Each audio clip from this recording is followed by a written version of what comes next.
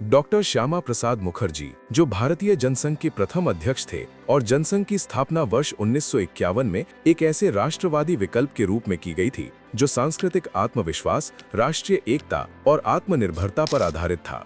Doctor Shyama Prasad Mukherjee एक प्रख्यात विद्वान और संसदीय नेता थे जो राष्ट्रवाद का आधार सभ्यतागत चेतना को मानते थे, जो भारतीय संस्कृति में निहित हो, न कि क्षेत्रीय या तुष्टीकरण की राजनीति में बसा हो।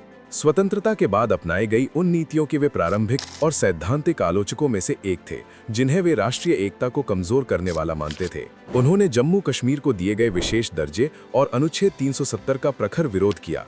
उनका स्पष्ट मत था कि एक राष्ट्र में 2 संविधान, 2 प्रधानमंत्री और 2 झंडे नहीं हो सकते। वर्ष 1953 में इस व्यवस्था को चुनौती देने के लिए वे बिना परमिट जम्मू कश्मीर में प्रवेश कर गए। उन्हें गिरफ्तार किया गया और 23 जून 1953 को हिरासत में ही वो वीर गति को प्राप्त हो गए थे। संसद में डॉक्टर मुखर्जी ने वर्ष 1951-52 के आम चुनावों के बाद पहली संगठित विपक्षी धारा के निर्माण में महत्वपूर्ण भूमिका निभाई थी। उन्होंने नेहरूवादी केंद्रीयकरण, लाइसेंस परमिट राज और उन नीतियों का लगातार विरोध किया जो उनके अनुसार निर्भरता और विभाजन को बढ़ावा देती थीं। उनका राजनीतिक दर्शन लोकतांत्रिक संस्थाओं को सांस्कृतिक जड़ों, आर्थिक स्वावलंबन और एक सशक्त अविभाज्य गणराज्य के साथ जोड़ने का प्रयास था।